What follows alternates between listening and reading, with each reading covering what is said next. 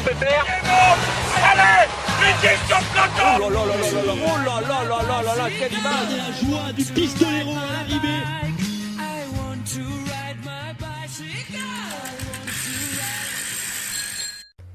Bonjour à toutes et à tous et bienvenue dans Chasse Patate, le podcast qui décrypte l'actualité cycliste. Aujourd'hui on se retrouve pour revenir sur les dernières grandes courses de la saison 2019 et donc on va parler du Tour de Lombardie et de Paris-Tours, les courses des feuilles mortes, elles se partagent ce surnom, même si Paris-Tours maintenant ça devient un petit peu plus la course des feuilles de vigne. On va revenir donc sur ces courses un petit peu particulières. Qu'est-ce que l'on peut en retenir? Et pour cela, on retrouve notre fine équipe du groupe Eto, avec Théo pour commencer. Salut Théo. Salut. Et on a également Bertrand. Salut Bertrand. Salut. Et on finit avec Raphaël. Salut Raph. Salut. Très bien. Alors on va commencer avec le Tour de Lombardie, par ordre chronologique. On va faire le Tour de Lombardie, la dernière course d'un jour, World Tour, qui a vu la victoire de Bauke Mollema, qui est sorti dans le Civiglio, l'avant-dernière difficulté de la course.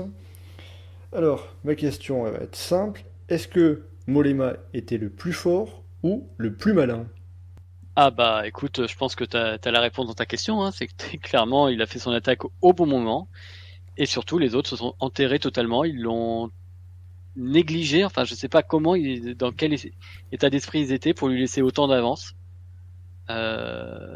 Très clairement, il a attaqué vraiment au bon moment. En plus, il a attaqué au moment où justement, comme il est un peu diesel, c'est là où le pourcentage n'était pas le plus élevé, ce qui lui a permis de prendre de la distance. Mais non, c'était une belle attaque, c'était intelligent de sa part et ça fait un beau vainqueur au final. Mais encore une fois, j'ai regardé plusieurs fois la course, je ne comprends pas comment ils ont pu le laisser partir comme ça.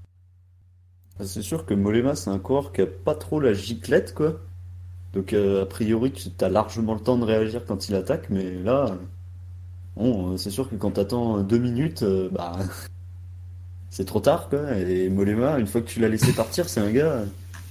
On sentait. Enfin, moi, je pense que en plus d'avoir placé son attaque au bon moment, pile quand tout le monde s'est regardé, il était quand même sacrément fort parce que c'est celui qui fait la meilleure descente derrière. Donc, ça prouve qu'il avait quand même encore pas mal de lucidité. Ensuite, quand Roglic sort sur la partie plate, il perd rien sur Roglic. Alors que Roglic, c'est quand même un bon rouleur. Bon, après, on a vu dans la dernière bosse que Roglic était un peu limite. Et dans la dernière bosse, il perd quasi rien. Alors que derrière, bon, ok, les mecs se sont un peu regardés, mais il y a eu quand même des attaques, quoi. Les mecs, à chaque fois, ont attaqué dans le groupe de derrière et personne n'arrivait à faire la différence. Donc, je me demande si c'était quand même pas le plus fort aussi. Ouais, je suis plutôt d'accord. Genre, il était à la fois le plus malin, ça c'est sûr, parce que il a placé son attaque au bon moment. Mais à la fois, s'il était pas le plus fort, je pense qu'il était dans les 3 plus forts sans aucun souci. Et quasiment au niveau de, je sais pas, d'un Valverde, d'un Bernal, enfin, qui était aussi fort. Non, Bernal, à mon avis, il était un peu limite quand même, parce que. Je pense, ouais, Bernal, il a, même je sais si pas sur comment. la fin, en fait, il a placé une seule attaque, et sur la seule attaque qu'il place, il fait pas la différence. Ouais, j'aurais plutôt dire Woods et Valverde, je pense. Limite, Moi, je dirais, ouais, Valverde, c'est surtout Valverde qui m'a fait forte impression. Et après, Plus tu que disais Woods. que Mollema a pas trop de giclette. Enfin, c'est bizarre. Il a toujours l'impression de pas en avoir, mais à chaque fois, il fait des bons résultats sur la flèche. Donc, il doit quand même en avoir un minimum, quoi. C'est lui qui le Bah, dit, hein. Ouais, mais il fait des bons résultats sur la flèche en montant tout le mur de vie un peu au train, tu vois, genre. Ouais, mais pour faire Enfin, 3... un Enfin, il a rapide, fini mais 4ème, sans- tu vois, à un moment, je crois, déjà. sans faire les 200 derniers mètres supersoniques, un peu comme font à la Philippe ou Valverde Oui, c'est ça. ou Il a pas de Kwiatkowski gros à l'époque changement de où rythme, où c'est il avait vrai. des résultats sur la flèche. Par exemple, on pourrait comparer à, je sais pas moi, Fuglsang cette année, qui fait deuxième de la flèche, mais il a pas mis un démarrage surpuissant Fuglsang sur la flèche. Il a monté tout le mur de lui à un gros rythme. Oui. Enfin, si je me souviens bien en tout cas. Oui, après, il a quand même une accélération. C'est juste que il a pas le même changement de rythme. Donc, Fuglsang ou Mollema, ils ont pas le même changement de rythme qu'à la Philippe. Mais malgré Ouais, voilà. tout, Enfin, pour en revenir au Lombardie, là, son attaque, il l'a placé au bon moment. Et je pense que l'erreur, ouais, ça a été que personne le suive, personne le prenne au sérieux pendant un petit laps de temps, et là, c'était fini. un bon laps de temps. Ouais. Justement, est-ce que y a quelqu'un d'entre vous qui a compris la stratégie de ses leaders? Alors, c'est un peu agressif, mais c'était un petit peu étrange de les voir tous se regarder à toi, et au final personne qui roule. Bah, Ils moi, avaient si tous tu peur de veux, je Roglic. pense que c'est le revers de la médaille des courses italiennes de Primoz Roglic. Je pense que tout le monde flippait que Roglic soit trop fort. Du coup, il voulait lui laisser faire le boulot. Lui, on l'a vu quand même sur le final, bah ok, il a attaqué sur le plat, mais il s'est fait rattraper et clairement, il a pas su suivre derrière Valverde et Bernal. Donc Roglic était sans doute un peu émoussé et je pense que les autres se sont focalisés sur Roglic, un peu comme Nibali avait fait avec Carapace Sur le Giro, ouais. sur le Giro, oui. Donc tu penses que c'est que Roglic apparaissait trop fort au final? Bah, je pense qu'il craignait Roglic parce que je suis pas Oui. sûr que Roglic était très fort finalement, si Oui, fort non, que mais ça en tout cas. Mais il le craignait, je pense que c'était le cas. De toute façon, c'était le favori numéro 1 avant de commencer le Lombardie. C'était le nom Bah, que tout le clairement. monde donnait. Donc, Clairement, tout le monde avait peur et en fait, personne n'a voulu rouler, mais Roglic pouvait pas rouler. Il en avait pas les moyens, je pense, de rouler derrière Mollema, quoi. Il était moins fort que Mollema, hein, Roglic. Ah, clairement. Enfin, Roglic était je moins pense fort que que là, Mollema. on peut pas et- dire le contraire. Donc, voilà, il avait pas C'est les ça. moyens d'aller chercher Mollema. À partir de là, tout le monde le regarde alors qu'il en a pas les moyens, et forcément. C'est ça, en fait, la grosse erreur, ça a été de trop se calquer sur la course de Roglic, qui finalement n'était pas aussi fort qu'on le Il y a pressentait. juste la tour, voilà, qui a mis ses petites attaques de bourrin. C'est vrai. Et puis bah, il est parti, mais bon, voilà, avec ses qualités de descendeur, bah, il s'est fait reprendre dans la descente et puis Et lâché. c'est dommage. il lâchait. Justement, Reprendre et lâcher, oui, dans la descente, effectivement. et justement là, on parle de Pierre Latour. Donc Latour a fini 9ème et à l'attaque. On a également Rudy Mollard qui est 10ème et David Gaudu juste derrière 11ème et qui a été longtemps dans la roue des Cadors. Est-ce que ce sont des performances encourageantes ou plutôt décevantes pour nos coureurs français? Sachant que Ça dépend pour lesquels. les meilleures cartes. Ça dépend lesquels. Ouais, je suis d'accord. Bah, je vais te laisser parler de. Ça dépend lesquels. Genre, quand tu vois Mollard 10ème, enfin, c'est très encourageant, c'est très bien, parce que je pense que pas grand monde le tendait aussi bien. Mais par contre, Gaudu, vu ce qu'il avait fait sur les autres étapes, enfin, les autres classiques italiennes, bah, on en attendait un peu plus. Et Latour, il est à peu près dans ses moyens, enfin, il est un peu au-dessus de ce à quoi on l'attendait, mais c'était pas très très loin. Donc, ouais, ça dépend. Genre, Gaudu, c'est pas décevant, mais c'est pas ouf, quoi. Et Mollard, c'est plutôt très bien. Donc, ouais, c'est comme ça que je le vois, moi. Moi, bah, un peu pareil pour Godu. Godu, c'est décevant parce qu'on en attendait beaucoup. D'un autre côté, c'est vrai qu'il faut relativiser. Il a quand même pas non plus une expérience énorme et il avait fait de belles courses avant. Je pensais quand même qu'il ferait top 10. Rudy Mollard, bah, il avait été lâché, donc c'est un peu inespéré finalement cette 10e place. Et Pierre Latour, il y a deux façons de voir les choses. Il y a une 9e place, c'est bien par rapport à ce qu'il a, son parcours cette année, depuis la Classica San Sebastian de l'année précédente. Mais ce qui est embêtant, c'est ces facultés de descente qui, si elles ne sont pas réglées, vont l'handicaper très lourdement les mois qui viennent, voire les années qui viennent. Parce que, à mon avis, vu la forme qu'il avait, c'est pas 9ème qu'il aurait pu faire. Il aurait pu essayer de tutoyer la 5ème place. Hein. Oui, Ouais, c'est même- sûr que Même le podium, Valverde et Fugelsang, à mon avis. Je pense qu'il était au moins dans le groupe devant lui, donc c'est-à-dire le groupe pour la 5ème place, Ça. et potentiellement le groupe encore au-dessus, mais Ouais, faut qu'il fasse comme Pinot, hein, en vrai. En descente, c'est catastrophique. Il descend presque moins bien que Zacharine, quoi. Il perd systématiquement du temps désormais. si on prend le Pierre Latour en montée, c'est un très bon Lombardie pour lui. Oui. Il faut juste travailler, il faut juste faire sortir ses peurs liées à ses chutes de cette saison et ce qui est plus facile à dire qu'à faire, hein, bien sûr. Ouais, ça doit être très difficile à faire, puisque là, c'est pas que physique, quoi, c'est surtout mental. Oui, donc, c'est plus mental qu'autre chose, voilà. Mais s'il arrive à régler ça, eh ben ça sera parfait. ah bah, clairement. Sur les courses d'un jour comme Lombardie, mais aussi sur les courses à étapes, ça pourrait être très, très bien. Tout à fait. Bon, et sinon, est-ce que vous avez un dernier mot à rajouter sur ce Tour de Lombardie? Juste petit truc, un peu agréablement surpris par la performance de Jack Haig, que je m'attendais pas à voir aussi bien, mais voilà, c'est tout. Juste un petit truc. c'est classique, Bretagne classique et tout, il avait été fort. Moi, je trouve qu'on pouvait s'y attendre un peu quand même. Ouais, ça mais me- je sais pas, je l'attendais Enfin, il pas avait fait une sur sacrée un... fin de saison, quoi. Ouais, mais je l'attendais pas sur un parcours aussi compliqué, on va dire. Je pensais que justement c'était plus, il était plus dans une veine de puncher plus que dans une veine de genre sur la durée en fait. Mais bon, voilà, je le voyais plutôt genre dans le groupe pour la 10e place, un truc comme ça quoi. Mais genre là, dans le groupe avec Woods et Fuglesang, c'est quand même de gros noms avec lui quoi. C'est vrai que ça m'avait fait un petit peu bizarre de voir Yates rouler pour lui. Mais Oui, c'est ça aussi.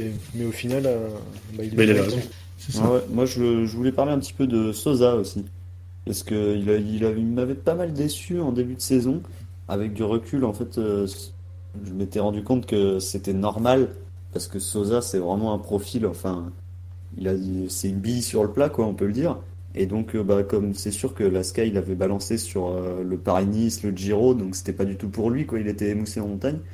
Et là, sur cette fin de saison, j'ai l'impression qu'il a réussi à choper un petit truc pour, enfin, à choper un petit peu le petit plus qui fait que maintenant c'est bon.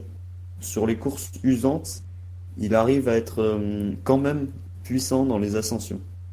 Là, sur ce Lombardie, il était quand même très fort. Dans le Chiviglio, c'est lui qui répond à pas mal d'attaques avant de, bon, finalement se faire distancer parce qu'il répond aux attaques de Latour, de Valverde, de Woods, voilà, de tout le monde. Donc au final, c'est sûr qu'il se fait lâcher, mais voilà, je pensais pas qu'il allait être aussi fort sur le Tour de Lombardie. Et donc l'année prochaine, je pense qu'il faudra se méfier de lui. Il peut faire un peu comme Bernal en 2000, c'était l'année dernière. Voilà. Un peu comme Bernal en 2018 qui avait vraiment explosé aux yeux de tout le monde. Ça m'étonnerait pas que Sosa fasse ça l'année prochaine. Alors on verra bien. On verra bien. On suivra du coup Ivan Sosa qui était là pour sa première saison chez Ineos, enfin chez Sky Ineos. Tout à fait. Et bien à présent, on va partir en France. On quitte l'Italie, on vient en France pour Paris Tour, qui était, là on peut le dire, la dernière classique de la saison, puisqu'après il reste le Tour de Guangxi et quelques petites courses qui serviront surtout à définir l'équipe Continental Pro qui sera invitée sur les courses World Tour l'an prochain. Donc, pour revenir sur Paris Tour, deuxième victoire du Belge Yellow Wallace, qui s'était déjà imposé en 2014 et aussi, on va le signaler tout de même, chez les Espoirs en 2010. Yellow Wallace qui s'est imposé après 50 km en solitaire. Alors, que dire de Yellow Wallace? C'était tout simplement le plus fort ou il a profité de circonstances de course favorables? Ah bah là, je pense qu'on peut très clairement dire que c'était plus fort parce que derrière, ils se sont pas amusés. Hein. Nelson, tu le voyais rouler comme un. Il y a des moments, enfin, si tu veux, il y a des moments où, ok, ça temporisait, mais il y a des moments où ça roulait efficacement et l'écart il diminuait pas. Donc, non, il était extrêmement fort ce jour-là. Théo, du même avis? Ouais, je pense que c'était le plus fort. Après, t'as eu Greg Andersen qui a eu un souci, qui était à l'avant, c'était bien lui? Ouais, c'était bien lui. Oui, Qui a un souci à l'avant et qui avait l'air d'être très fort aussi.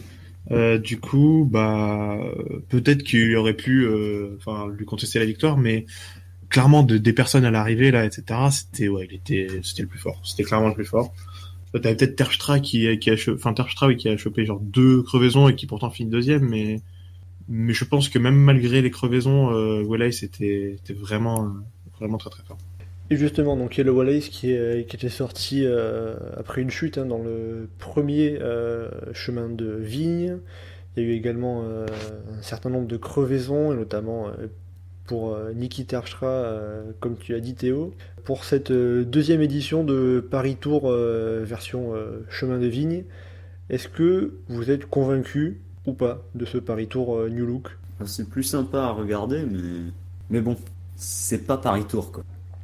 Enfin, pour moi, Paris Tour, c'est la classique avec les côtes. Alors, j'ai plus les deux noms. Peut-être il y a la côte de Lépan et juste avant. Et de Beau-Soleil. Voilà, la côte de Beau-Soleil et la côte de Lépan. Voilà, ça pour moi, c'est Paris Tour. Là, bon.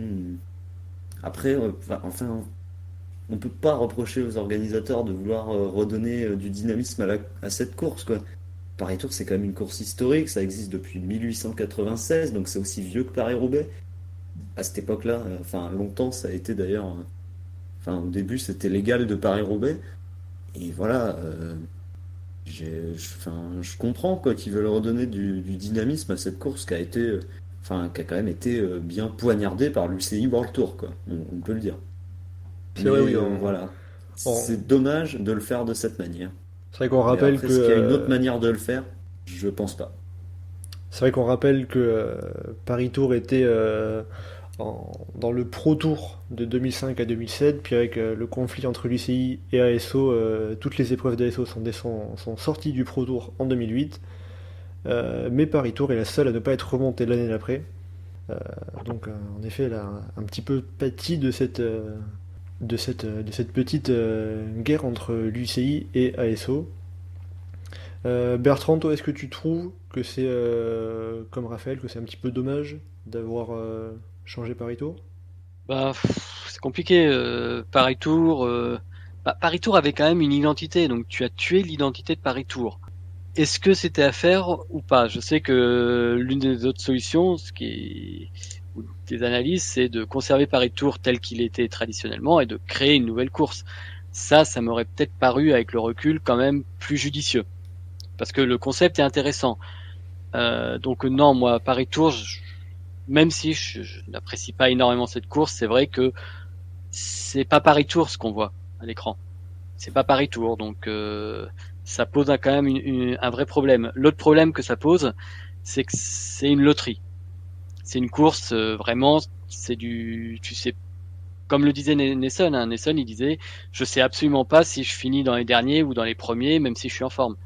Simplement, c'est trop aléatoire. Ils avaient restauré les chemins de vigne, et c'est vrai que sur les photos, tu avais l'impression que ça irait mieux, mais en fait, manifestement, quand les voitures passaient, ils refoutaient tous les cailloux dans les chemins, et c'est redevenu n'importe quoi.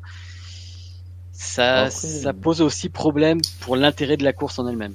le côté loterie, moi je trouve que on exagère un peu avec ça. Parce que quand on regarde les classements, c'est quand même les plus forts qui sont devant à l'arrivée. Donc oui, il y a un côté loterie. Moi aussi, hein, je trouve que voilà, il y a beaucoup trop de crevaisons. Mais voilà, c'est quand même les plus forts qui finissent par gagner. Bah pour Enfin, Welle, ouais, l'an mais dernier, le classement, c'est Soren Kragh Andersen, Niki Terpstra, Cosnefroy, et puis derrière, ça doit être Gilbert, Benoît, Madouas. Voilà, c'est quand même que des mecs qui étaient les plus forts. mais tu penses pas que c'est aussi dû au fait qu'il n'y ait pas non plus la même start list que sur un Paris-Roubaix ou que sur un Tour des Flandres. Genre, là, le truc, c'est que, il y a quand même des gens qui sont juste meilleurs que d'autres sur ce type de course. Et du coup, ils ont beau avoir une ou deux crevaisons, ils arrivent à être devant, parce que c'est le cas de Niki Terpstra, quand il en a eu deux, il arrive à être deuxième. Et je pense que s'il avait été sur un Paris-Roubaix, enfin, peut-être pas Paris-Roubaix, mais, enfin, sur une course flandrienne, je pense qu'il y aurait juste, avec plus de bons coureurs, de leaders, il aurait pas pu réaliser une deuxième place, ou même, ne serait-ce qu'un top 5. Je pense qu'il y a aussi ça qui rentre en jeu. Et puis sur les Flandriennes aussi, il y a le truc, c'est que quand tu roules sur le haut du pavé, t'as moins de risque de crevaison, alors que là, t'as autant de risques de crevaison partout. C'est ça peut-être aussi qui... C'est plus pose aléatoire. En problème. plus, ils connaissent, si tu veux, à l'expérience, ils connaissent ces secteurs où c'est dangereux. Les mecs, ils connaissent limite le parcours par cœur. C'est pas pour rien d'ailleurs qu'ils crèvent très rarement dans Paris-Roubaix ou le Tour des Flandres, les grands. Là, Après, Niki Terpstra, c'est quoi? C'est 2 ou 3 crevaisons? Moi, j'en souviens deux, je crois que c'est Deux. 3 pour Kung et 2 pour Terpstra. Voilà. Après, l'argument de ils connaissent le parcours par cœur, tu vois, j'ai un peu du mal parce que ça voudrait dire que quand il y a des nouveautés, en gros, il faudrait pas aller chercher les nouveautés parce que. Enfin, Non, après, non, bon, non. Là, Non, c'est c'est des pas ça, nouveautés c'est un peu. Tu me posais la question, je sais plus si c'est toi qui l'as posée, en disant est-ce que c'est pas la même chose que les Flandriennes? Je suis pas d'accord parce que les Flandriennes, ça reste le parcours, il évolue pas d'une année sur l'autre et la part d'aléatoire, les pavés dangereux et tout ça, au bout d'un moment, à force de rouler dessus, tu commences à repérer des secteurs dangereux. Là, sur les chemins de Alors, vigne, dans ce cas, on peut dire que si Paris Tour reste comme ça, les coureurs justement vont finir par savoir où sont les secteurs dangereux. mais non, enfin le gros problème qu'il y a, c'était les réactions des coureurs qui disaient, c'est que là, si tu veux, t'es pas sur du pavé, t'es sur des cailloux. Et les cailloux, ou des bouts de silex, ça bouge. Et en fait, a priori, c'est les voitures qui arrêtent pas de les faire valser à droite à gauche. Donc en fait, tu peux pas anticiper les endroits véritablement dangereux. Bah ouais, faudrait emprunter des chemins moins dégueulasses, quoi. Oui, c'est ça, je pense qu'il y a celui où Kragh Andersen Enfin, Crève qui avait l'air un peu vraiment dans un Ouais, il était état vraiment dégueu celui-là. vraiment dégueu, mais le reste avait l'air, bon, pas dans un état convenable, mais voilà quoi, avait l'air roulable sans que la part d'aléatoire soit trop grande. C'est ce que Moi je dirais qu'il y avait la moitié des secteurs qui étaient trop dégueux et l'autre moitié ça allait. peut-être Ouais. alors, j'ai peut-être. Enfin, il y en a un où il y a pas mal de crevaisons aussi. Il y en a une de Terpstra, Venturini, Kung. Ah oui, oui, je vois. Sinon, il faut prendre un vélo de gravel. Ouais. Ouais, faut changer de vélo à l'entrée des secteurs. Après tout, on n'est plus à ça près maintenant qu'ils mettent du non goudronné sur toutes les courses. Ouais, peut-être que c'est en train de se développer un petit peu partout. Après, est-ce que justement, d'avoir de plus en plus de secteurs non goudronnés sur différentes courses, est-ce que c'est pas trop, justement? Ouais, c'est carrément trop. Il faudrait que ça Enfin, reste, faudrait que ça reste limité à des courses comme le Trobreléon, par exemple, tu penses? ouais, voilà, parce que là, c'est maintenant, mais c'est partout, quoi. Enfin, quand ils ont créé les Strade Bianche, il n'y avait aucune course comme ça, donc c'était génial. Et c'est toujours génial. Bon, aussi parce que les Strade Bianche, c'est pas que des secteurs non goudronnés. C'est des secteurs non goudronnés avec des radars à 15-20% au milieu. Mais, euh, mais là, enfin, cette année, j'ai même plus en tête toutes les courses où il y en a eu. Oui, il y en a même sur les grands Il y tours avait- maintenant. Sur les grands tours, ouais, Bah, il y a eu la Vuelta. La Il y a eu la Vuelta, Vuelta. c'était ridicule. Ça, pour le coup, C'était Ça n'a aucun n'importe quoi le secteur non goudronné sur la Ouais. Vuelta. ils étaient pas aidés par la Aucun météo intérêt. non plus. Oui, Oui, mais mais le même, secteur en lui-même, il apportait rien, quoi, la course. Ça, c'est sûr. avait pas de clairement, sens. il avait rien à foutre là le secteur quoi. Enfin, Surtout, ils ont juste fait un tour de lac comme ça, alors qu'ils auraient pu genre juste continuer la course normale. Enfin, pas trop enfin d'intérêt. bon, et puis ouais, bah Paris Tour, la Bretagne classique. Bon, même si la Bretagne classique, je dois reconnaître que ça apporte vraiment un truc parce qu'ils en mettent juste un ou deux et ça emballe la course. Ça c'est cool. Euh, ensuite, bon après mon avis, pas très objectif sur la Bretagne classique. Ensuite, le Tour du Pays Basque. Enfin, il y en a partout quoi maintenant. Je sais pas, ouais, je trouve que ça verse dans la surenchère quand même, les secteurs non goudronnés. Une autre course dans la course qui est très, très intéressante sur Paris Tour et qui continue d'ailleurs autour du Xangxi, je sais pas comment on prononce, mais vous me corrigerez. C'est le duel entre Wanty Gobert et Team Direct Energy. Pour être la première Conti, il y a un enjeu qui est assez colossal. Et pour le coup, Direct Energy a marqué des points qui sont absolument précieux. Tout à fait, oui. Là, en l'occurrence, là, Total Direct Energy a un peu moins de 200 points d'avance sur Wanty. Après, ça, c'est en prenant en compte le fait que Cofidis accéderait bel et bien au World Tour World et Tour, donc oui. qu'une seule équipe serait invitée sur les grands tours, automatiquement. Donc, en effet, la petite bataille va être intéressante à suivre en cette fin de saison entre Total Direct Energy et Wanty pour connaître l'équipe qui décrochera ce sésame. Bon, sinon, pour revenir sur Paris Tour, pour finir, parlons un peu des coureurs français. Il y avait surtout un coureur français, Arnaud Démare, qui a été porté par une très forte équipe Groupama FDJ. Arnaud Démare prend la 4e place, et d'ailleurs, hein, pour l'anecdote, c'est le seul français dans les 10 premiers, même dans les 15 premiers, le deuxième français, Kevin Lequin, fait 17e. Une petite question, est-ce que Groupama FDJ n'a pas été trop forte pour Arnaud Démare, puisqu'on a vu son équipe rouler très fort, même également attendre Stefan Kung lorsqu'il a percé à plusieurs reprises, mais Arnaud Démare n'a pas tenté grand-chose au final. Après, vu qu'il avait une équipe forte, c'était pas trop à lui tenter. Hein. C'était quand même le meilleur sprinter de tous les coureurs qui étaient qui étaient présents. Donc lui, ce qu'il voulait, c'est avoir un sprint massif et gagner comme ça. Le problème qu'il a eu, c'est que normalement son dernier coéquipier c'est Kung, et Kung il a eu toute la malchance du monde parce qu'il a crevé 3 fois, et ça l'a empêché, entre guillemets, je pense. Je sais pas si Kung aurait pu revenir sur Terpstra et NSN, mais de se battre pour la 2e place. Mais voilà. Après, Démare avait l'air en forme, hein, il avait l'air plutôt bon d'ailleurs. Faudrait rappeler aussi quand même que il y a eu des bordures à 100 km de l'arrivée, Tout à fait. que 6 coureurs de la Groupama FDJ sont dans le premier groupe qui était quoi? Il y avait 30 ou 40 coureurs, et que 10 km avant les chemins de vigne, ça a ralenti devant, et un groupe de 20-25 coureurs est rentré. Et donc ça a contribué à ce que ce soit un peu plus la pagaille dans les chemins de vigne.